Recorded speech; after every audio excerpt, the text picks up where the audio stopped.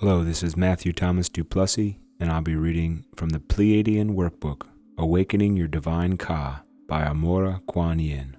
Preparing for Pleiadian Lightwork, Part 1, Healthy Boundaries. As the name of this chapter indicates, it will prepare you for the Pleiadian Lightwork that comprises the rest of this book. Because the Pleiadian Lightwork works on subtle energy bodies and clears a lot of the old energy blockages, emotions, and other people's energies you have taken on, it is essential that you first learn some basic psychic self-care tools. So let go of any expectations you may have about moving through this workbook section quickly. You may find it helpful to read the processes before actually doing them. It will sometimes be necessary for you to work with a new process for a few days before going on to the next one. And after particularly intense clearings, you may need integration time. The information in this chapter may be familiar to some of you. If so, scan each section until you find parts of it that are new or different from what you have learned before. Compare the processes to your existing ones and see which work best for you. It is important that by the time you go to the next chapter, you are able to quickly and easily use the techniques in this chapter or their equivalents. Grounding. Grounding is a term used quite frequently in healing and spiritual groups, and yet it means many things to many people. To some of you, it may mean being aware of feeling your feet on the floor, or you may relate it to the way you feel being in nature. Essentially, being grounded means being in your body, conscious of your surroundings, and present and available for whatever happens. The technique used for grounding in this chapter is a visualization that results in bringing your consciousness and spiritual presence more into your body. A lot of spiritual people who meditate regularly, as well as others who have not developed much awareness yet, have not learned grounding and may tend to, quote, hang out in the ethers above the body. If you're one of those people, you can be left very susceptible to taking on foreign energy from other people or even entities. At best, even if you are not being a psychic sponge, you cannot move your emotions or karma out of your body very well without first being in your body. The Pleiadian approach to spirituality involves full body, cellular enlightenment, and/or ascension. In other words, the goal is not to leave your body and transcend the physical. The goal is to transcend your belief in and fear of the limitations of the physical plane. You accomplish this by spiritually descending into matter fully for the purpose of clearing lower frequency energies, such as repressed emotions, belief systems, judgments, control, and other contracted energies that are the source of limitation in the third dimension. As this is done, you make way for your higher self to completely blend with you, as the Christ, Quan, and Buddha did. This results in full chakra cellular enlightenment or ascension instead of escape. This spiritual goal requires you to be in your body, and thus there is a need for grounding. The technique used for grounding is as follows. 1. Sit in a comfortable chair with your back relatively straight, your feet on the floor, your feet and hands uncrossed, and your eyes closed. 2. Use your breath to bring as much of your conscious presence to the center of your head as possible. Let go of any stray thoughts inhibiting the process until you feel centered.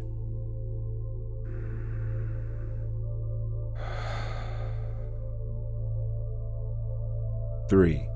Now take a couple of deep breaths.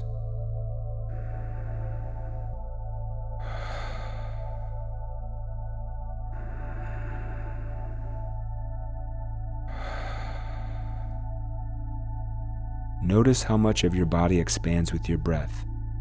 What parts do not expand? 4. Consciously expand more of your body with your breath until you're inhaling as far down your spine as possible without strain or discomfort. Do this 2 to 4 times until you feel more alive and present in your body.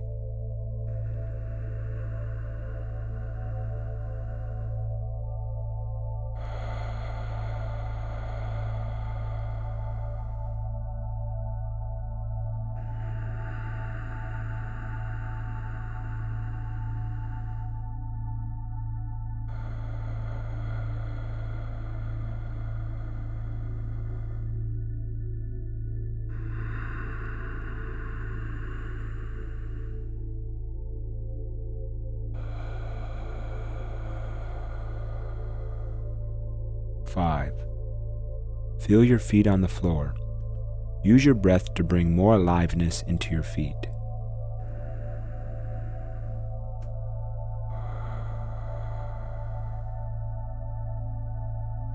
6. Men only. Bring your awareness to your first chakra at the base of your tailbone. Visualize a tube or spiraling cord of light about 4 to 6 inches in diameter attaching itself to your first chakra. Women only. Bring your awareness to your second chakra, about halfway between your navel and the base of your spine. Visualize a tube or spiraling cord of light about 4 to 6 inches in diameter attaching itself to your second chakra. Both men and women. Follow this grounding cord visually and see it extending into earth while your consciousness remains in the center of your head. See the cord move through all layers of earth until it reaches the center of the planet, where the magnetic core or gravity center is located. You may feel or see the grounding cord simply anchoring and be unable to go any further. 7. Take about half a minute to a minute to breathe gently and feel the changes happening in your body and consciousness. Occasionally, some of my students and private clients have experienced parts of the body aching or throbbing as they ground for the first time. Some have even experienced buried emotions coming to the surface. If this happens to you, just be aware that these pains, whether physical or emotional, are probably at least in part why you were not grounded in the first place, since the natural tendency of humans is to avoid unpleasantness of any kind. However, since awareness of a problem is the first step in healing it, allow yourself to explore the feelings with your breath and curiosity instead of contracting or pulling away from them. Let go of judgments or fear of feeling and attempt to assume an attitude of gladness at being made aware of the need for attention in this area of your body or emotions.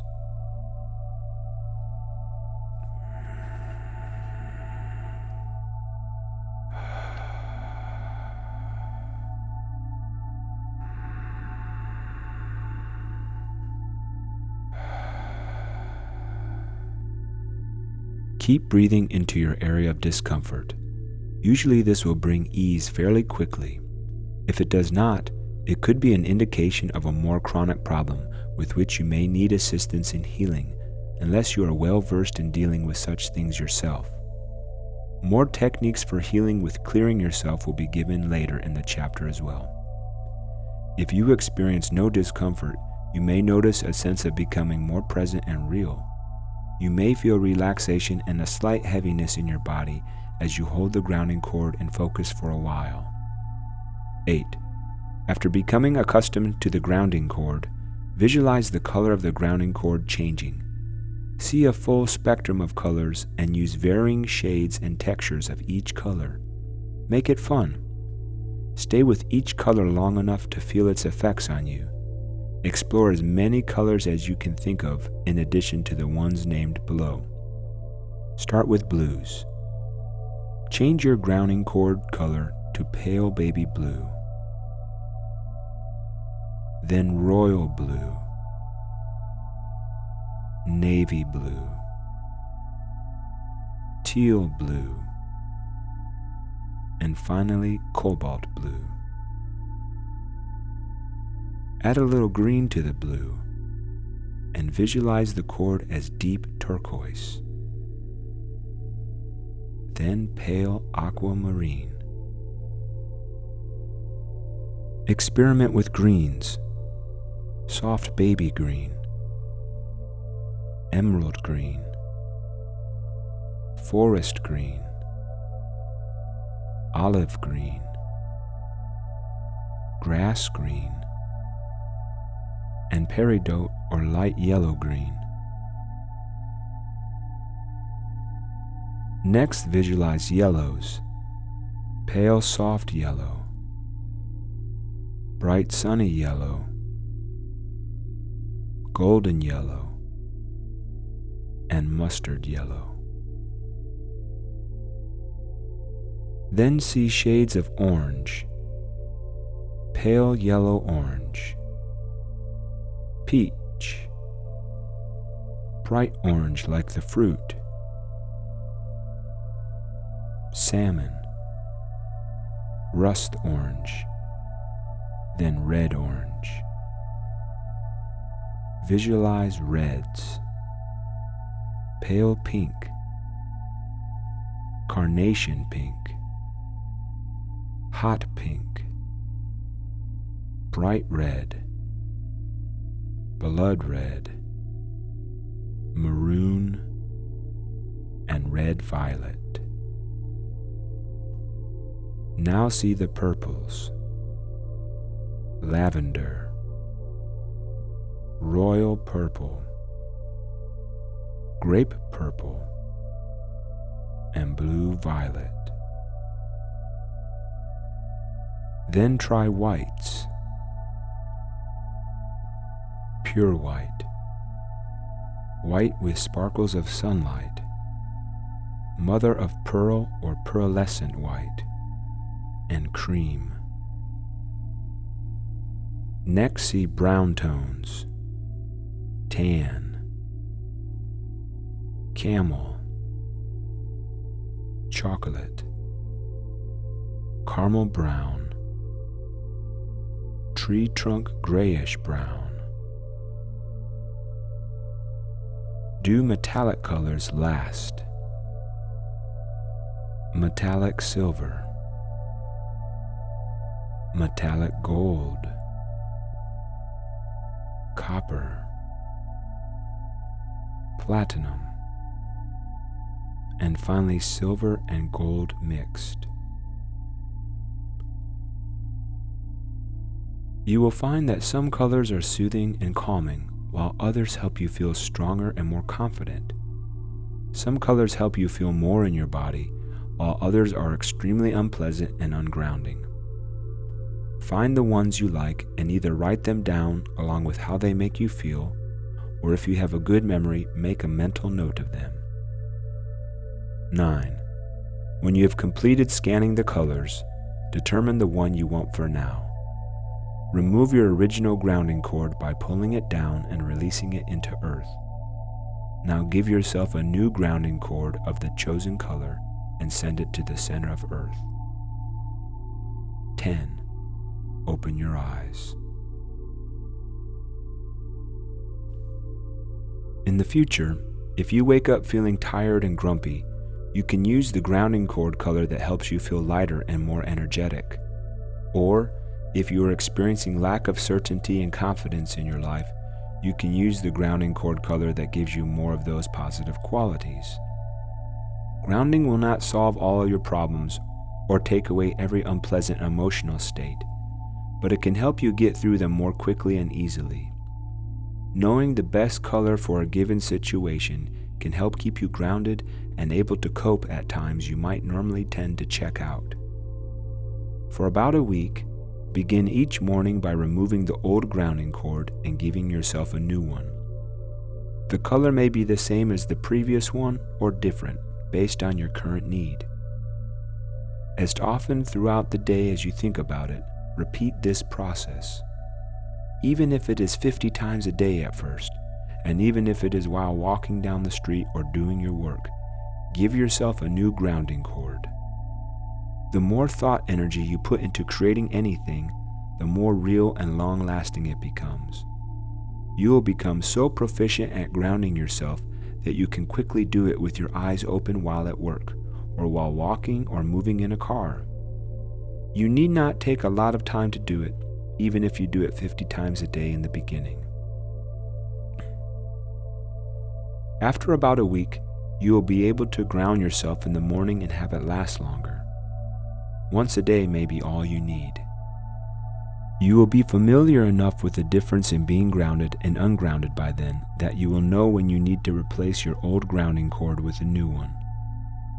Through personal experience and teaching many students, I have not found that this 1 week focus on grounding is optional, though some people have a tendency to skip over it. Those who do this 1 week exercise consistently feel more grounded, present, and available for life and healing than those who are less persistent. Those who bypass this step may find that their healing processes take longer, that their emotional disturbances are lengthier in duration, and that their full sensory perception is not as accessible or useful. So, I highly encourage you to follow through until grounding becomes second nature. After doing the full grounding meditation as outlined in steps 1 through 9, it is unnecessary to repeat the full sequence of colors unless you have a personal reason for doing so. That part of the process is only for the purpose of identifying your best grounding colors. My favorite story about grounding comes from a children's meditation class I taught a few years ago. After taking the young students through the grounding meditation, which was much abbreviated by necessity, I asked each child to tell the group how it felt to be grounded. The first to reply was a little boy, 3.5 years old, who said, "It feels like my mommy feels." The next child, also a boy the same age, responded, "It feels kind of like a health food store, like it's good for you." After pausing and wiggling, he added, "I don't know if I like it or not."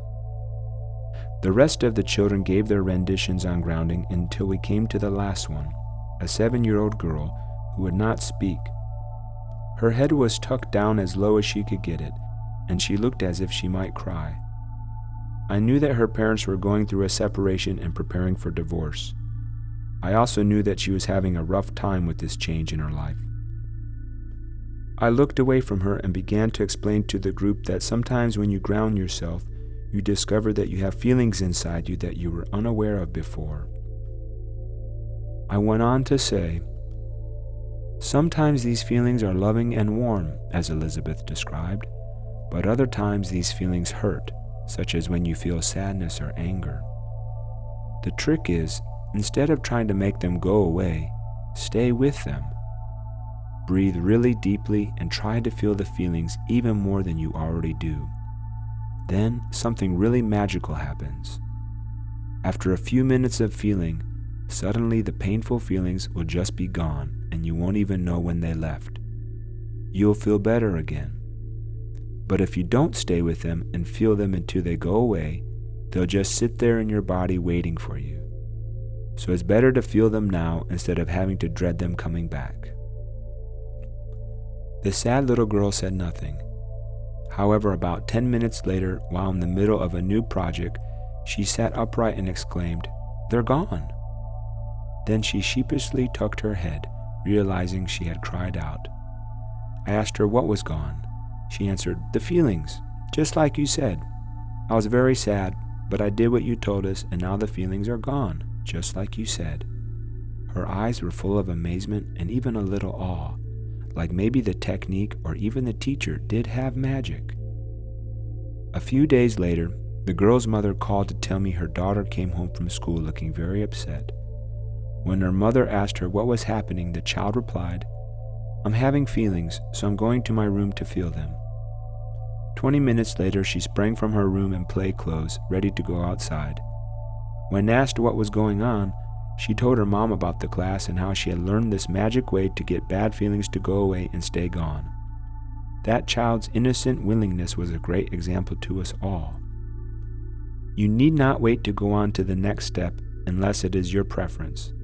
There is a natural flow and complementary relationship between grounding and aura clearing.